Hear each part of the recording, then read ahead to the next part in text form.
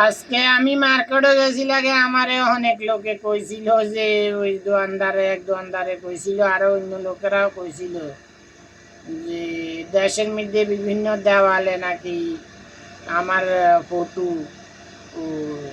Artist করতেছে, আমার ছবি এরা দেখতেছে অনেক জায়গায়, ওই দেখছে নাকি।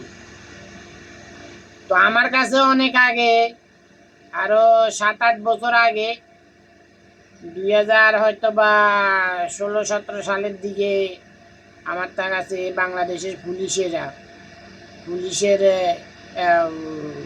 ডাইরেক্ট আমার কাছে বাংলাদেশটাই ফোন করছে অনেকবার, যে তারে অনুমতি দিতাম আমার ব্যানার টাঙ্গানের লাই, আমার পোস্টার টাঙ্গানের লাই, আমার ছবি দিয়া। তখন সৌদিরা আমারা মানা করছে যে শেখ হাসিনার এখন যুদ্ধ চলাকালীনে এখন তো ব্যানার পোস্টার টাঙ্গান যাইব না পরবর্তী।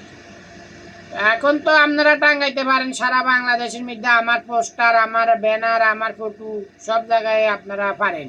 এটা আমি এখন অনুমতি দিতে পারি, কারণ এখন তো আপনাদেরকে মুক্ত করে দিছি।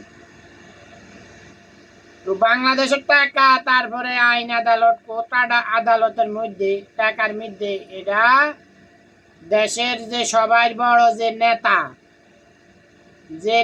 দেশের সবাই বড় ইন্টারন্যাশনাল সারা বিশ্বে যখন যাই না যায়, যে বাংলাদেশের যেমন সারা বিশ্বে জানি গেছে বাংলাদেশের নেতা আমি বড়, আমি তো সারা বিশ্বের মধ্যে আমারে দিয়ে আপনার বাংলাদেশের মূল্যায়ন, নিরাপত্তা, সম্মান সর্বদিক দিয়ে। এটা শুধু যে আমার হিসাবে তা না, এটা মানব জাতির ইতিহাস থেকে, এটা প্রত্যেকটা রাষ্ট্রের মধ্যে হিসাব। প্রতি রাষ্ট্রটার বিশ্ব নেতা নাই, এটা রাষ্ট্রীয় নেতা থাকে।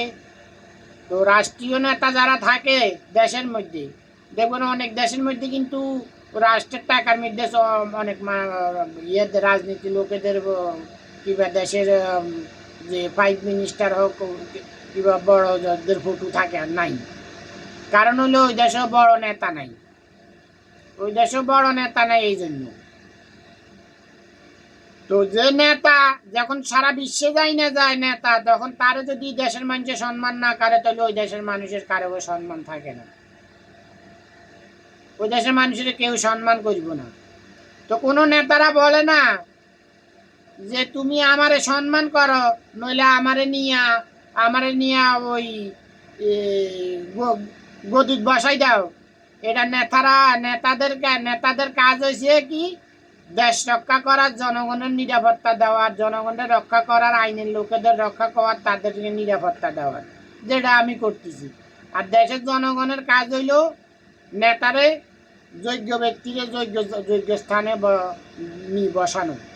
এমন যোগ্য ব্যক্তির ফটো নিয়া যে কোর্ট আদালত, জজ কোর্ট, হাইকোর্ট, সুপ্রিম কোর্ট, তারপরে এই যে থানা, এগুলার মধ্যে সরকারি বাসভবনের মধ্যে, এগুলার মধ্যে যে ফটো থাকবো, তো ফটো থাকবো এটা নেতা যে আমি আমার ফটো থাকবো। এটার দায়িত্ব, ওইখানে ফটো দেওয়ার দায়িত্ব হইলো যে দেশের জনগণের, আইনের লোকেদের, সেনাবাহিনী, নৌবাহিনী, পুলিশ, বিডিআর, দেশের জনগণের দায়িত্ব হয়েছে এটা। এটা হইলো তাদের দায়িত্ব, তো এটা হইলো আপনাদের দায়িত্ব। তো এই জন্যই আমি এখন এই ভিডিওটা করতেছি, যে মার্কেটের মধ্যে গেছি লাগে বিভিন্ন মানুষ বাংলাদেশিরা করতেছে আর। তো এখন আপনারা ফটো লাগাইতে পারবেন, কোনো সমস্যা নেই, এটা কোনো বাধা নেই। তো অনেক লোকে বলতেছে যে ওই ছাত্ররা না করে আলাইছে, শেখ হাসিনার গদিটাই নামা আলাইছে। ছাত্ররা 1 সেকেন্ডও শেখ হাসিনার লগে টিকতে পারলি না, 1 সেকেন্ড। তো তোদের যতগুলা ছাত্র নামছে, ছাত্ররা তো হইলে আমার লোক, তোদের থেকে আরো 10 গুণ বেশি ও শাপলা চক্করের মধ্যে মালানা মুন্সিরা নামছে, তাদেরকে আমি শেল্টার দিইনি। তাদেরকে এক রাইতের ভিতরে, ঘন্টা 2-এর ভিতরে মানে তাদেরকে শেষ করে দিছে শেখ হাসিনা, বোল্ড আউট করে আলিছে। এবার বুঝতেছে মালানা মুন্সিরা যে ওই আর এই শাপলা চক্কর নামছে যে হেফাজত ইসলাম, টিকতে পারে নাই। পুরা ঢাকা শহর ওই সাদা হয়ে গেছে, এত মানুষ আইছে, মালানা মুন্সি এত আইছে। এর আগে দিয়া ওই যে জামাত ইসলাম বিএনপি মিলা ওই ওই যে হেফাজত ইসলাম থেকে 10 গুণ বেশি সারা বাংলাদেশের মধ্যে আন্দোলন করছে। ঢাকা শহরের মধ্যে এরা আন্দোলনের ডাক দিছে।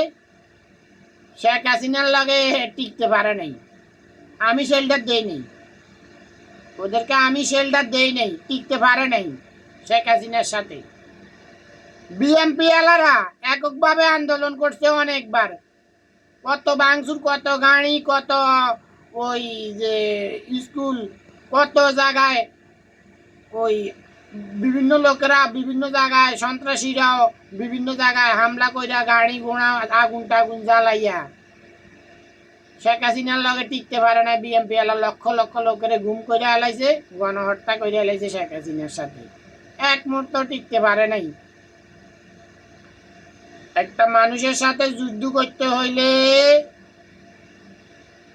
তার সম্পর্কে তুমি আগে সব তথ্যগুলা তার ভিতরে লোক বইরা দিয়া এবং তার বিতর্কতাভাবে তথ্যগুলা তার রাজনীতি যে দাওয়ার গুড়ি সাইল চালে দাওয়া খেলা আপনারা দেখছেন তো, শূন্য হাতি ঘোড়া সব রইয়া যায় কিন্তু এক চাইলে রাজা বন্দি যাই, তার হাতি ঘোড়া শূন্যের কোনো দাম থাকে না, বাঁচাইতে পারে না।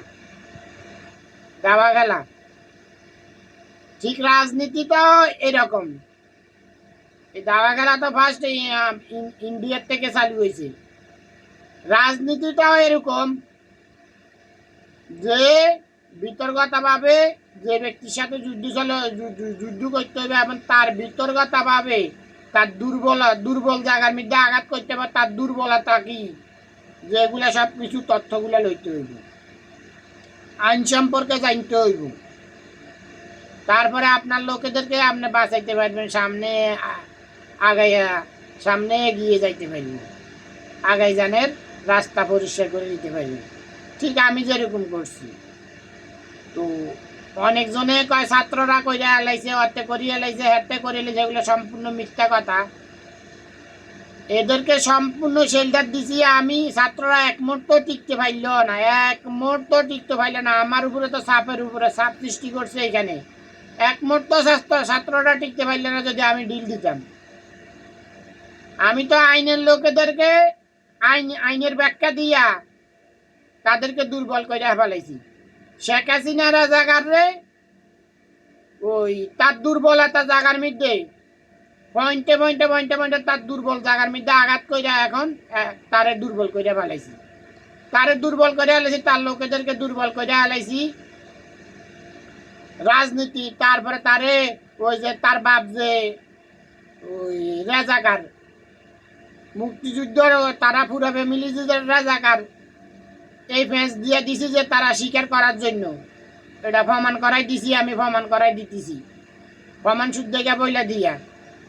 তখন যে ছাত্ররা যে ছাত্রদের উপরে গুল্লি চালাইছে, এটা আইনের ব্যাখ্যা দিয়ে গুল্লি করা বন্ধ করে দিছি। সেনাবাহিনীদেরকে পুলিশদেরকে সেনাবাহিনীদেরকে কইছি যে ছাত্রদের পাশে দাঁড়াইতো। ছাত্রদেরকে কইছি পুলিশদেরকে ভুল বুঝতো না, সেনাবাহিনীদেরকে ভুল বুঝতো না। কারণ ছাত্ররা যদি পুলিশদেরকে ভুল বুঝে পুলিশদেরকে হামলা করে, সেনাবাহিনীদের উপরে হামলা করে, তাহলে ছাত্ররা ওইখানে লাশ হইয়া পড়ে থাকবো, এক মুহূর্ত টিকতে পারবো না, ছাত্ররা সামনে যাইতে পারবো না। আমি যত পরিষ্কার করে দিই, কিন্তু বল্লার বাসার মধ্যে যদি কেউ ঢিল মারে তো বল্লাই গুড়ি গুড়ি ঢিল মারলে বল্লাই গিয়ে আইসা বিঙ্গলে আইসা কামড় দিবে। তো যুদ্ধ চলাকালীনে সেনাবাহিনীদেরকে সবাই আমি কইছি ছাত্রদের পাশে দাঁড়াইতে, সব কিছু আমি করছি, সব কিছু সেলটা সব ছাত্রদেরকে বাঁচাইও রাখছি আমি, সবাইকে বাঁচাইও রাখছি আমি। আর শেখ হাসিনার জায়গাটায় মুক্ত করছিও আমি। তো এগুলা আমার ফেসবুক লাইভের মধ্যে বাস্তবতা। সেনাবাহিনীরা, বাংলাদেশের সেনাবাহিনীরা শতকরা 80% সেনাবাহিনীরা জানে, সবাই জানাই দিছি আমি, পুলিশেরা জানে। তো সেনাবাহিনীদেরকে কইছি যে এর ভিতরে যে আমলিকরা জায়গার লোক আছে, ও সেটিং করছে ভুয়া সেনাবাহিনী, তাদেরকে অব্যাহতি দেওয়ার জন্য তারা অব্যাহতি দিয়ে দিছে শেখ হাসিনারা জায়গার বাইজি জানের ফলে। তো তো এগুলো হইলো যে এটা হইলো দেশের জনগণের দায়িত্ব। তারা সারা বাংলাদেশের মধ্যে এরা আমার ছবি দেওয়ালের মধ্যে আমার ছবি খাঁড়বে, এরা তো হইলো তাদের দায়িত্ব। এখন তো আর কোনো বাধা নেই, কারণ যোগ্য ব্যক্তির ছবি যোগ্য জায়গার মধ্যে লাগানোর দায়িত্ব হইলো দেশের জনগণের। এটা দেশের জনগণের সম্মানের স্বার্থে, মূল্যায়নের স্বার্থে, নিরাপত্তার স্বার্থে যোগ্য ব্যক্তি যদি যোগ্য স্থানে না জায়গা দেয়, তা হইলে দেশের জনগণের দেশের নিরাপত্তা থাকে না, দেশের জনগণের মূল্যায়ন থাকে না, ইন্টারন্যাশনাল ভাবে কেউ দাম দিব না, কেউ দাম দিব না ইন্টারন্যাশনাল ভাবে। এগুলো হইলে সত্য বাস্তব।